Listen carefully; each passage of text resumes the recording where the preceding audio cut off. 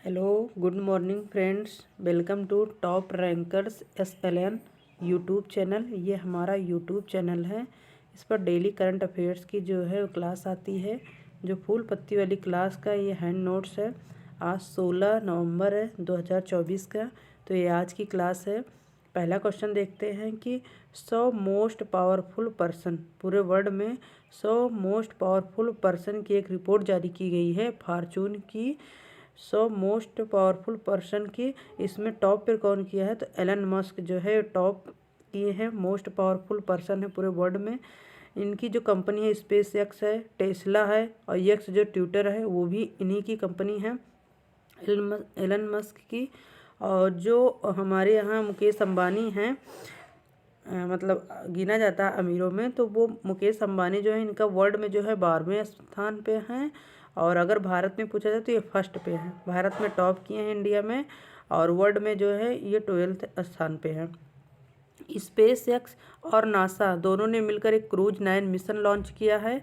इसलिए लॉन्च किया क्योंकि जो है सुनीता विलियम्स को वापस लाना, जो सुनीता विलियम्स जो हैं स्पेस स्टेशन पे गई हैं, उनको वापस लाने के लिए क्रूज 9 मिशन जो है वो लॉन्च किया है स्पेस एक्स और नासा ने। सरकारी दक्षता विभाग USA में भी बनाया गया है। सरकारी दक्षता विभाग यानी DOGE, department of governance efficiency. सरकारी दक्षता विभाग अभी डोनाल्ड ट्रंप ने जो है इसको घोषणा की है।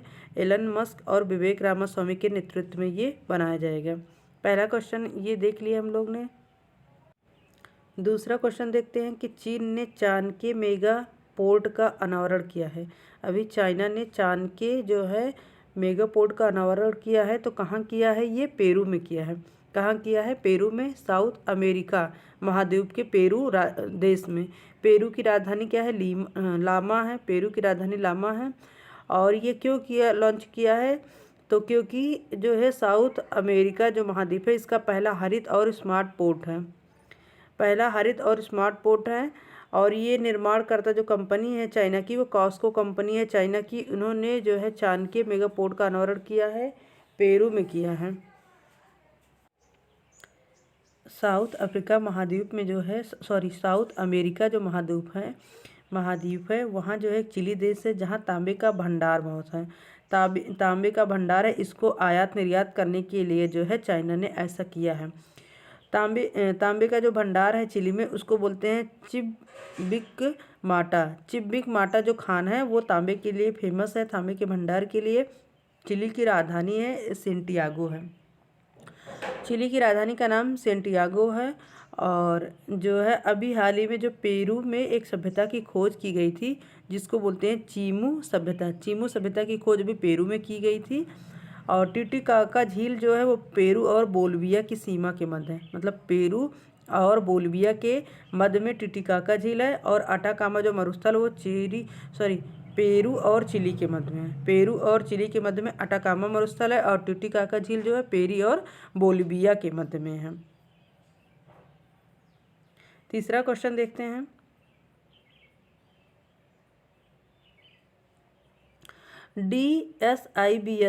DSIBS जो है भारत की अर्थव्यवस्था की रीढ़ की हड्डी से कहा जाता है, या इसको महत्वपूर्ण बैंक कहा जाता है। DSIBS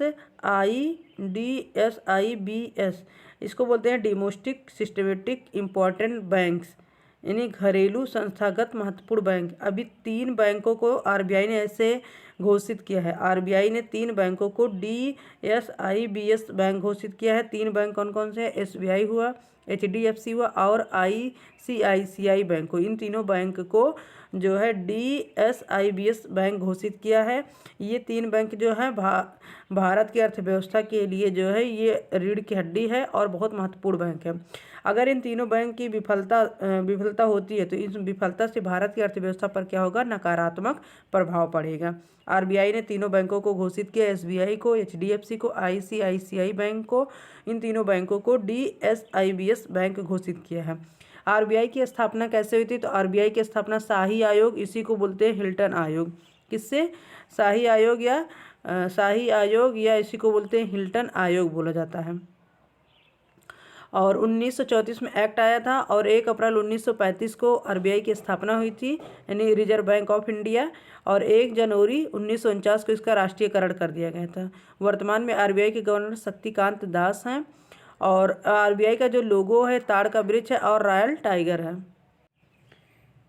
4th नंबर क्वेश्चन देखते हैं। विश्व बैंक ने अभी हाल ही में 2365.5 करोड़ रुपए का ऋण दिया, यानी लोन दिया है। 2365 या 2365, ऐसे बोल सकते हैं। 2365 या 2365.5 करोड़ रुपए का जो है ऋण दिया है, यानी लोन दिया है। किसको दिया? केरा परियोजना को। ये केरा परियोजना कहाँ है? केरल की है। 5 वर्षों के लिए केरा परियोजना है। और इसमें क्या किया जाएगा? जो केरल में है जलवायु स्मार्ट पहल लॉन्च किया जाएगा। क्या लॉन्च किया जाएगा? जलवायु स्मार्ट पहल। और इससे क्या होगा? जो किसानों को लाभ मिलेगा केरा परियोजना से। इससे जो रबर है, इलायची है, काजू की खेती को रिस्टार्ट किया जाएगा। और एक इम्पोर्टेंट और क्वेश्चन है कि अभी हाल ही में जो जीवन यापन सुधार योजना उत्तराखंड की है और इसमें जो फंड दिया गया है जीवन यापन सुधार योजना के लिए, वो फंड कौन दिया है? एडीबी यानी एशियन डेवलपमेंट बैंक। इसका हेडक्वार्टर मनीला फिलीपींस में है और विश्व बैंक जो है इसका हेडक्वार्टर जो है वाशिंगटन डीसी में है। 5वां क्वेश्चन देखते हैं कि बाली यात्रा महोत्सव जो है ये क्या है? तो एशिया का जो ओपन एयर मतलब खुले हवा में जो है सबसे बड़ा व्यापार मेला है। कौन सा मेला? व्यापार मेला है। ये कार्तिक मास जो पूर्णिमा होती है उसको शुरू होती है। ये उड़ीसा में बाली यात्रा महोत्सव शुरू होती है। मोहन चरण मांझी जो मुख्यमंत्री हैं, सीएम हैं, उन्होंने इसका शुभारंभ किया है।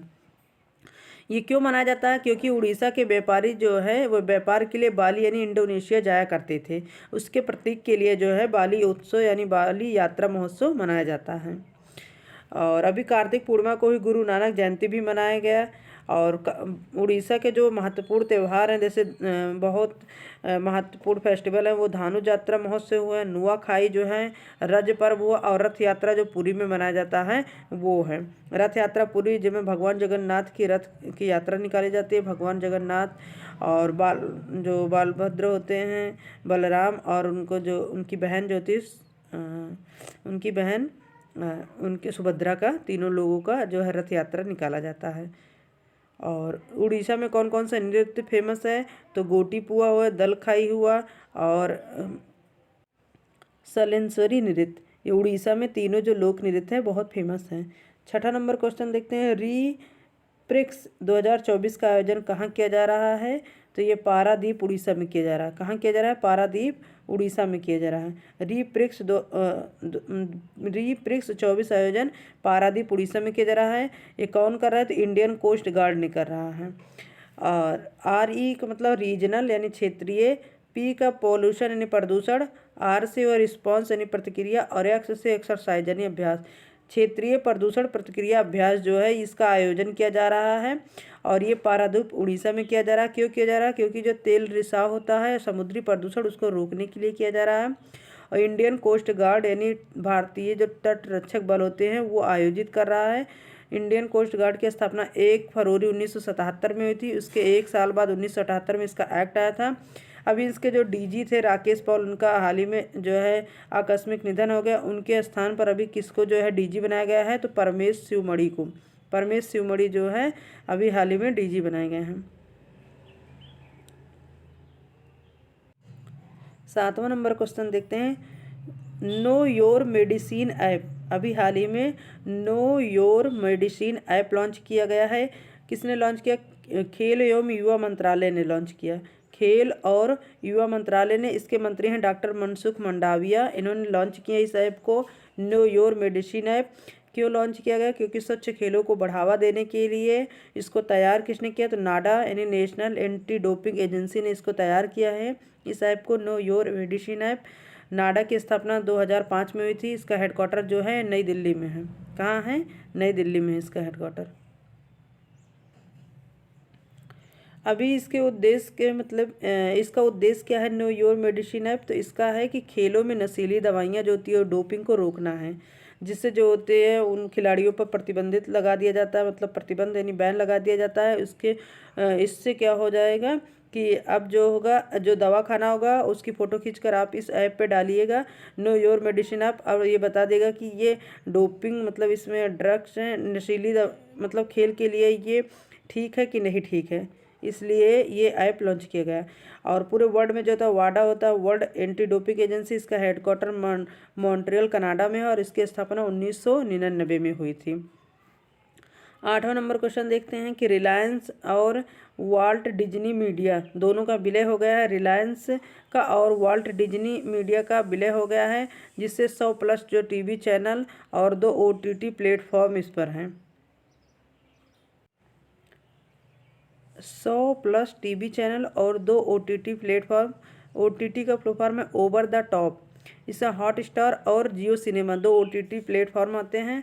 इसमें रिलायंस और वाल्ट डिज्नी मीडिया क्यों विलय किया, क्योंकि अमेजन और नेटफ्लिक्स से स्पर्धा करने के लिए अब दोनों ने मिलकर जो है ये 100 टीवी चैनल और 2 OTT प्लेटफॉर्म को ये दोनों मिलकर काम करेंगे।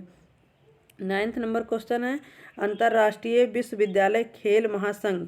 अंतर्राष्ट्रीय विश्वविद्यालय खेल महासंघ यानी FISU, इनकी जो है वर्ल्ड यूनिवर्सिटी चैम्पियनशिप शूटिंग हुई है 2024। वर्ल्ड यूनिवर्सिटी चैम्पियनशिप शूटिंग 2024, इसका आयोजन जो है doctor Karni Singh shooting range Delhi, नई दिल्ली में आयोजन किया गया है।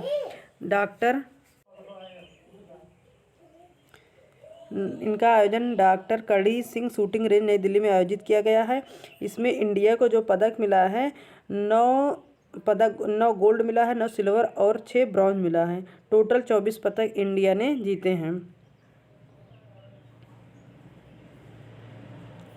9 गोल्ड, 9 सिल्वर और 6 ब्रॉन्ज यानी टोटल 24 पदक जीते हैं। इसका शुभंकर जो है वर्ल्ड यूनिवर्सिटी चैम्पियनशिप शूटिंग 2024 का, तो वो ट्रंकी हाथी है। 10वां नंबर क्वेश्चन देखते हैं कि रणजी ट्रॉफी के इतिहास में सबसे बड़ी साझेदारी की गई है। 90 साल बाद ऐसा हुआ है। ये कश्यप खिलाड़ी और स्नेहल, ये क्रिकेट का जो है रणजी ट्रॉफी है, क्रिकेट की ट्रॉफी होती है।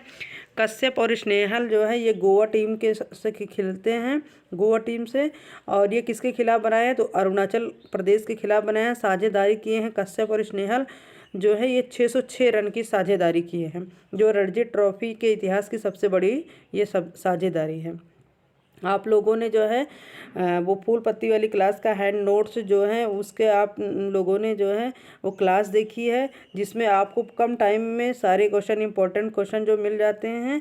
आप लोग जो हमारे channel top rankers SLN YouTube channel को सब्सक्राइब कीजिए, लाइक कीजिए, शेयर कीजिए, कमेंट करके आप लोग अपने सुझाव भी बता सकते हैं और हम और भी बेहतर करने की कोशिश कर रहे हैं। आप लोगों की सपोर्ट की ज़रूरत है। बाय बाय, धन्यवाद, जय हिंद, नमस्कार।